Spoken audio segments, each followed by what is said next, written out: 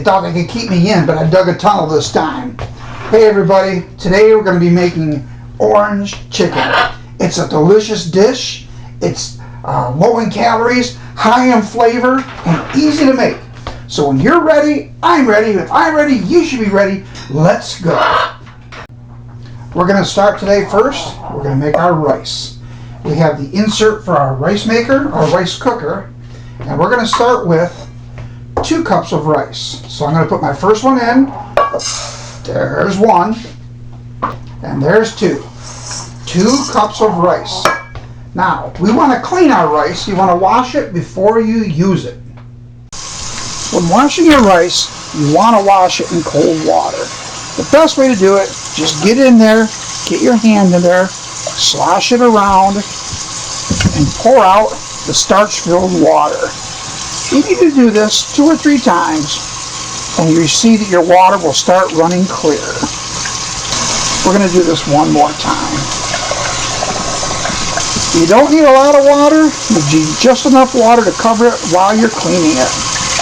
And that's probably our final wash right there. You're never going to get it crystal clear, but you'll see a major difference in the amount of starch you're washing off the rice. Put it in your rice cooker. And here's something that is, you have to decide for yourself what you think is best. I always use twice the amount of water as I have rice. Different methods will tell you a little more, a little less. It's all up to you. But I have found my entire life, twice. Whatever you have for rice, that's the amount doubled you use for water. So, cold water, we put in 2 cups of rice. We're going to put in 4 cups of cold water. That's 2,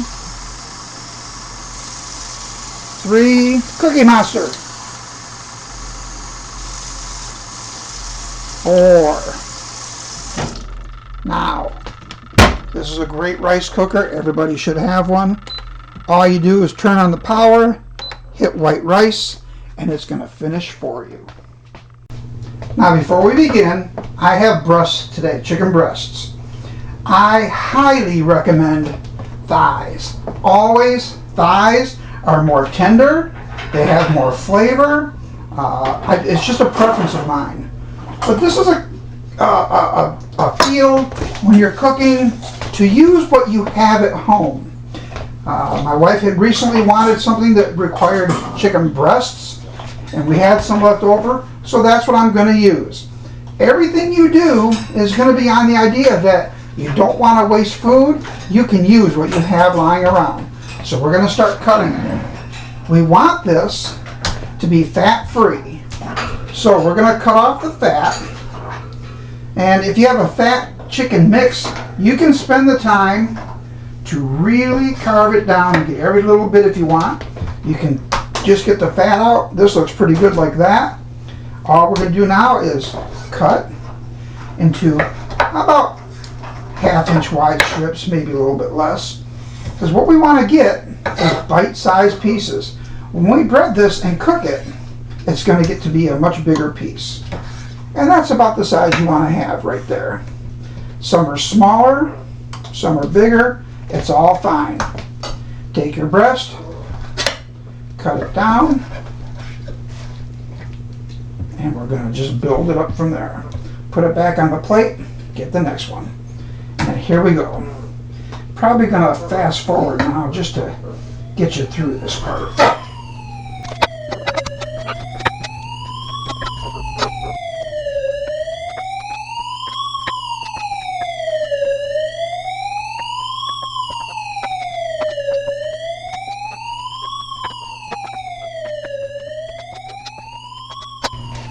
There we have it, all portioned up, all ready to go. We're just going to set that aside for a second.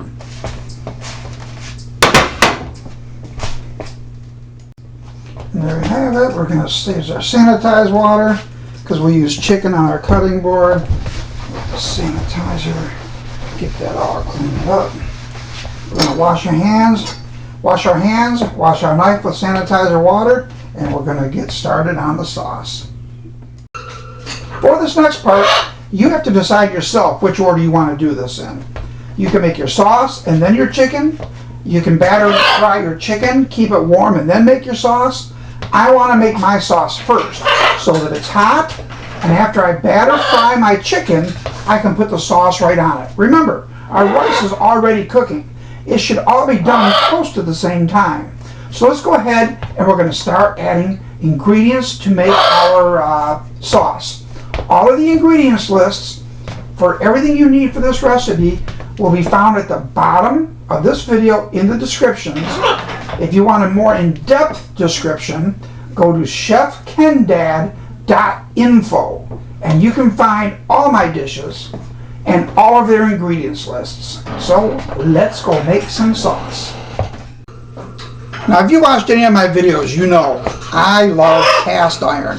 I want cast iron pots, cast iron woks. I have these little cast iron portions.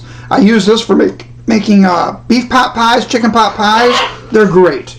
I love cast iron everything. So let's start in our cast iron wok. We're going to add 1 cup of orange juice. Try not to spill it like I did, because now you got a mess to clean up. After that, we're going to add a 1/2 cup of sugar. You're going to put this right in with the orange juice. Put it right in there. Now, you need 2 tablespoons now of rice vinegar. I like to use sake, rice wine. It gives it a little more kick, a little bit more oomph. But you can use rice vinegar if you have it. Just 2 tablespoons. And we're going to add about a blurble of that. Remember, a blurble is Chef Ken Dad's word for how much you think it should be. After we have the rice vinegar in there, we're going to add soy sauce. 2 tablespoons of soy sauce. Again, I'm doing it a little bit different. I'll substitute with, I'm using teriyaki. It will still work just fine. Teriyaki is going to have a little less of a sodium taste, and a little less sodium for your diet. You want a stronger taste? Add soy. You want a lighter taste? Add teriyaki. Again, a blurble of 2 tablespoons. Boom. There we go. Perfect. Now, we want a 1/4 teaspoon of ginger. I don't have the fresh ginger I thought I had. I couldn't find it. Somebody in my family must have used it, and those are the kinds of things that happen when you're cooking in your home. So we only need a 1/4 of a tablespoon of ginger. So, a 1/4 teaspoon, I'm sorry, a teaspoon. So, that's a 1/4 teaspoon right there. Now we need a 1/4 teaspoon of garlic powder as well. We're going to add the same amount of garlic powder. I like a little bit of garlic in mine, and that's where the baking is science, cooking is art comes into play. You can do what you want. You can alter recipes anytime you want. So, we're going to add now a teaspoon of cornstarch. Again, we're just going with a blurble. You can use what you have around the house, which is just a teaspoon like this. That's fine. And zest from 1 orange. We're going to grab our grater and use our zest setting, and all you're going to do is use the zest from the skin. You tap it, it falls in. You tap it, it falls in. And it takes a minute. You'll smell it. It smells very citrusy. It's kind of funny that it smells just like an orange, but we're using an orange, so it's not as funny as you would think. How much do you want to use? 1/3 cup, about there. You want to help it grab that orange flavor. And the zest is very, very strong and good for what we're doing here. You can use an entire orange. It's all up to you how much you want to put in. I'm going to go around this entire orange until I start to get down to the actual inner part of the orange.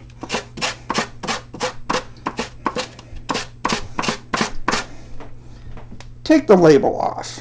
You don't want to eat the label. I should have done that first, but I didn't. There we go. I don't have a staff of assistants telling me, hey, don't use the label. But you can smell it. You can hear my dogs outside. It's a beautiful summer day here. They're out there letting me know they can hear me cooking in here. Now I'm going to cheat just a little bit. And I'll go over here and get some bigger pieces of zest. Really light. Really light. Really light. You just want the zest, so you're going light. And then you can turn back and go back to the zesting. You want the entire orange peel. You want to give it a good orange flavor. You could even squeeze some of the fresh orange juice out of the orange into it.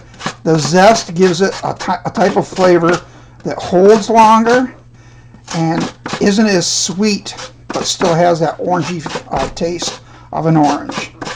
And there we go. When you look, you can see that there is zest on the grater. If you want to get that off, take a little bit of fluid and just pour it down it. It will come down with it. A couple of times, you can get it, tap it, and there you go. Alright, now before we start to do our sauce, we're going to make a slurry. It's a cornstarch slurry. It's just a thickening agent. So this thickening agent is important, and how you make it is important as well. What you're going to need is 2 or 3, maybe 4 tablespoons of cornstarch and the exact equal amount of cold water. It has to be cold water. If you use hot water, it's going to clump up on you. It's going to do you no good. Mix it with cold water, and we're going to see how that turns out right now. Alright, here's our cornstarch. Here's our cold water. We're going to add that right to it and mix it. What you're going to have is just a white watery mix. It's not going to be thick. It's not going to be chunky. You'll feel it on the bottom. I love the sound of that cast iron. There you go. That's what you want. That's your thickening agent that we're going to use for the sauce. Okay, we're going to turn this on high to begin with because it's cast iron and it takes a little bit to heat up. And we're just going to get this mixture all blended. The sugar sat on the bottom while we were waiting. We want to break that up. You can see that delicious orange zest in there. Some of the bigger pieces are floating. That's okay. They're going to blend in. As it heats, the sugar is going to melt. This is going to make a good sauce. You're going to love it. Okay. And like I said, we're making our sauce first so that when our chicken is done, it can go right into a sauce. You can make your chicken first, keep it on warm in the oven, then make your sauce. But you have a chance of your sauce or your chicken turning soft, and we don't want to do that. There we go. Now we're just going to let that simmer on high until it starts to talk to us, meaning bubbles start coming up. As soon as it starts to bubble, but not boil, I call it blurping, not to be confused with blorbling. When it starts to blurp, we're going to shut it down and let it just continue to simmer in the heat of the cast iron. So, I can't wait. Okay, now we're going to make our chicken. I don't know about you, but I'm getting hungry. There's all the chicken that we chopped up. We're going to take our 3 eggs. There I am using my cast iron holders again. Any reason to use them. 1, 2. You can quit with 2. You want it to be a little bit sweeter. 3. And when I say sweeter, I just mean not as breading tasting, not as floury, not as dry. We're going to mix that in. Again, don't worry, we're going to clean with sanitizer. Once we've got that in, we want to add 1/3 cup of flour. 1/3 cup of flour. That's going to thicken up for us. And then we're going to add 1/3 cup of cornstarch. Okay, I got lucky. I got an assistant that helped me with this, so I didn't have to wash my hands before I did it, but I will wash that cup. And we want to mix our cornstarch right in. You can see mine is kind of wet, and that's okay. One less egg would be a little bit drier, and that's okay too. Now, a pinch of salt. I'm going to ask my assistant to do that for me. Dun, dun, dun. Man, you call that a pinch? You want some more? I want it pinched. Pinch one more time. There, it was more than a pinch. Okay. If you want to add pepper, add it at the end. You don't really want to add much seasoning at this point.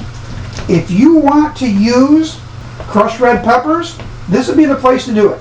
Add them right into this batter here. Don't use it as a topping, use it as a mixture in the batter. If you want it spicier, crushed red peppers, the same kind you put on pizza. That's exactly what you're thinking. You're right. Put that right in here now. Put 1/3 of a cup. Mix that all in, and this is done. Now we're ready to start our deep fryer. But first, let's go back and see how our sauce is doing. All right, before we check our sauce, let's get our oil going. Vegetable oil is best for what we're doing. Olive oil is really good cooking oil. It has a very low flash point. It burns easily. Vegetable oil you can get much hotter. You want about 3/4 of an inch of oil in there, maybe right there. And we're going to let that start heating up while we check our sauce. It is hot. You want to stir it, make sure everything from the bottom is coming up. And when it's hot, stir your slurry again. The cornstarch tends to settle to the bottom quickly. Now, how thick you want your sauce is all up to you. Add a little bit at a time, stir it, and then just give it a minute. You'll feel it starting to thicken, and as it cooks, it'll thicken even more. So, let's take a taste, because we love this stuff. Oh my God, that is so good. We're going to quit right there. Now, since cooking is art, I'm going to add just a little bit of sesame oil. This recipe does not call for this at all. But I'm going to do this because we are experimenting as we cook. And you know what? I'm willing to bet this is going to be perfect. There we go. Where's a spoon? One more taste. Perfect. Oh my gosh, that is so good. Now, we're going to put that on to low, let it simmer.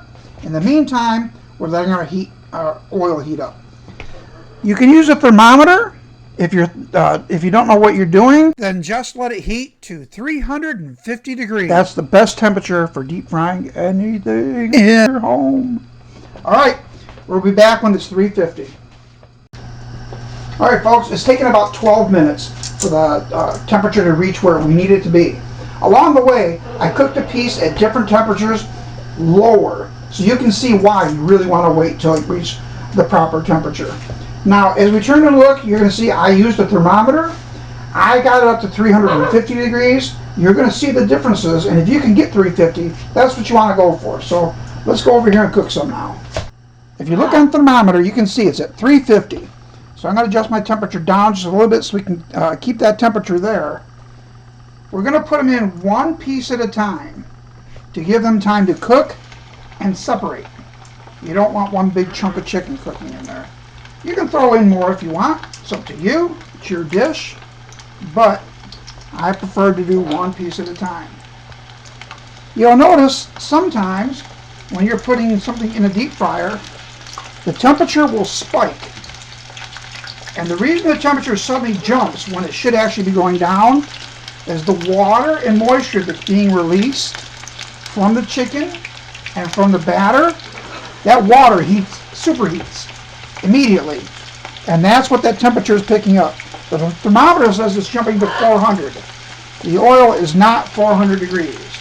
The water that's in the oil is, and that's causing it to rise.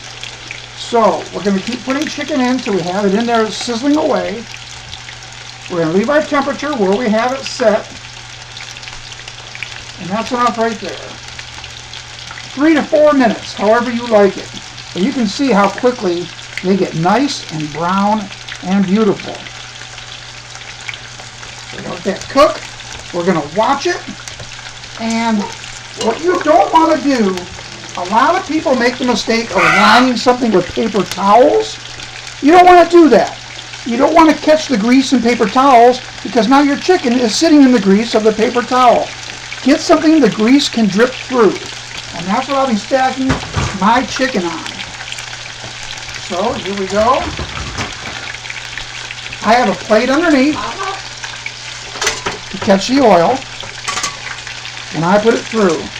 And you can see these are looking beautiful. Just like in a restaurant. But better, because we're home.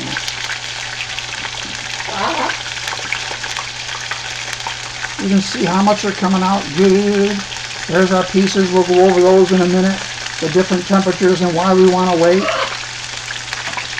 Look how brown and crunchy those are. Those are looking great. Now mine are going to be speckled because I used a little more egg. If you don't use as much egg as I use, it'll be a more even brown. But I have found it keeps the batter moisture, which keeps the chicken moisture. And there we go. Let's do it again. Now, our thermometer, as you can see, is dropping because that water has left the oil. The oil is still about 350. And it's going to repeat the process as we put chicken in. The water is going to release from the batter.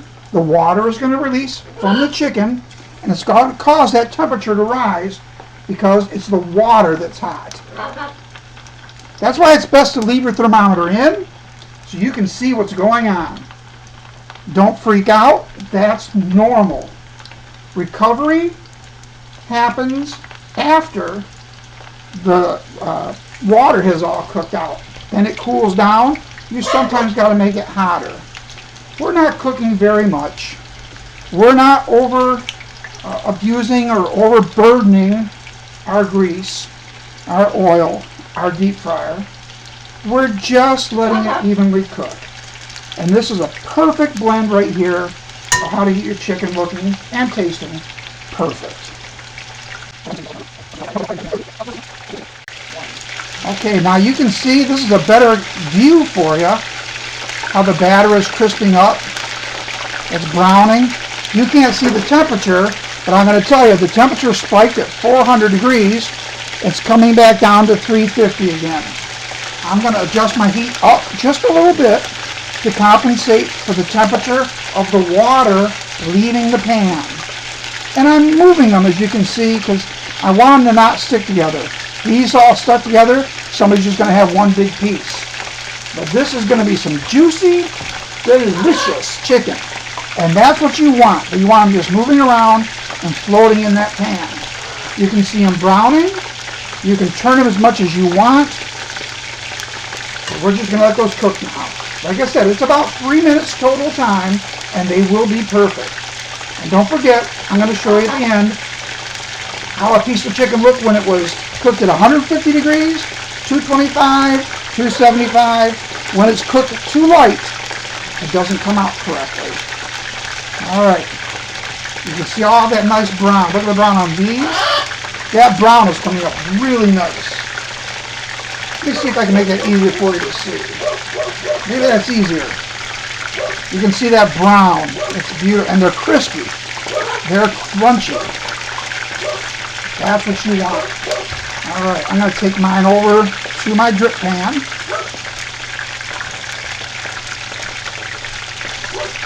Now you put them in at different times, so you're not going to always have them all done at the same time. You just got to kind of watch and see which ones you're taking out and which ones you're leaving in. My dog is outside barking because I think she knows. We have chicken in here that's perfect. We have orange sauce that's perfect. Now my temperature's dropping just a little bit, so I'm going to adjust it by turning it up just a little bit. My thermostat is not connected to my temperature control like a professional deep fryer would be. It's something you have to be the thermostat. Now let those cook for a minute. There's another good one there. Kind of like fishing. Now, look at that. Look how beautifully brown that one is. It's gorgeous. It's going to taste good, too. It's one thing to look good, but it's got to taste good, too. All right, our temperature's dropping again, so we're back on high.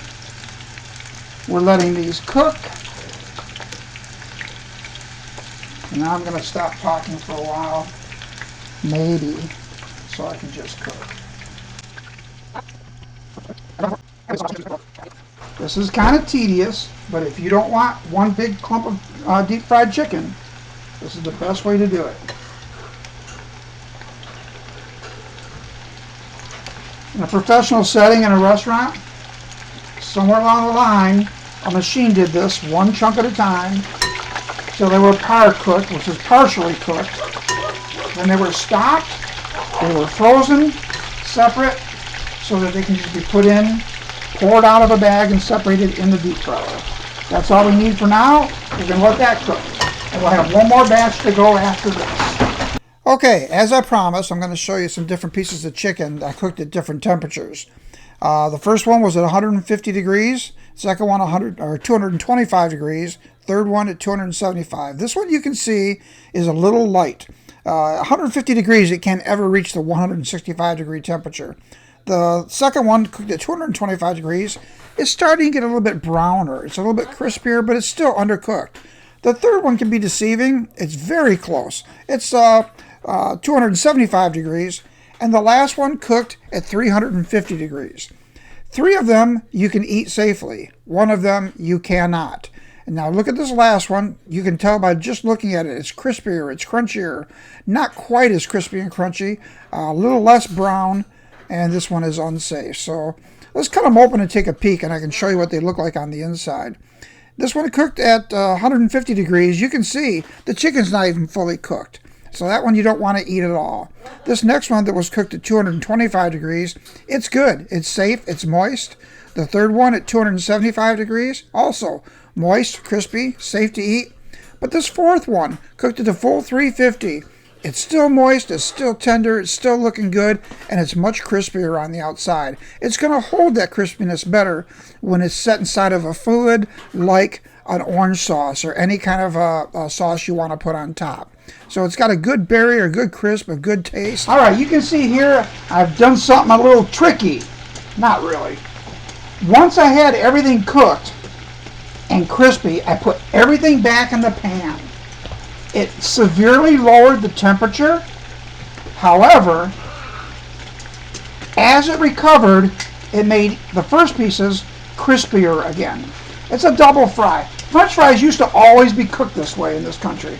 Everybody double fried French fries till they realized it took too long. And then when they realized it took too long, that cost money. They stopped doing it. So the double fry is crispy. Whoa, there goes a light. We're going to double fry the light. So, Deep fried light. once they're double fried, and you can pull them out, you can feel that crisp, you're done. We're going to take them all out now, and we're going to plate something up for dinner. And we're done. This, I can't wait. I want to eat it right now, but we will in just a second. The chicken has been double fried. It's crispy. The rice is done, and our sauce is done. Let's put a dish together and see how it goes. I already have the rice. Now let's get the chicken battered. All right, our sauce is still hot. We're going to put a little bit of chicken in. Not all of it. Just enough for our servings for right now. And that looks beautiful.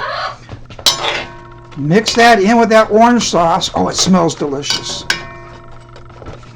Now look. We have our rice on this plate. We have our chicken. We put a little bit over the rice. Put a little bit off to the side. A little bit more off to the side. Now, you can decorate this with broccoli if you like. You can put anything else you want in it, carrots. But I think that's a delicious dish, just as it sits right there. So let's take a bite and see how we've done. Doesn't that look good? Let's take a little bit of rice, a little bit of chicken, I better drink another bite and see how it was. Let's try this again. Just make sure it's as good as the first bite. Oh my gosh, that is so good. I know, I say that about everything we make. This is the bomb. That ages me, I know. Hold on one second. The breading is crispy. The chicken is tender and moist. The rice is perfect. The orange sauce is orangey with a slight taste of sesame. It's perfect. This is a perfect dish. I hope you make it, and I hope you enjoy it. Because I know that right now, I'm going to sit down and probably eat more than I should. So, if you want to make this dish, you could make it with me. You could take cooking lessons if you like. If you're 18 or older, go to CHEFKenDad.INFO. I have aprons, I have hats, and cooking lessons. Live Zoom cooking lessons. If you want your kids to learn how to do something like this, have them go to outschool.com. The links are in CHEFKenDad.com, CHEFKenDad.INFO, and at Outschool.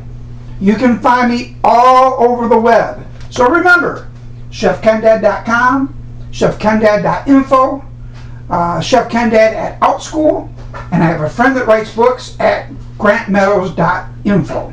So, if you have any questions, you want to know anything, contact me. I will tell you everything I know. Might take a minute and a half. But if you want to cook, you want to make this, and you want to make sure you're doing it right, come to me. We'll do it together. Now, I hope you enjoy this. Tell all your friends.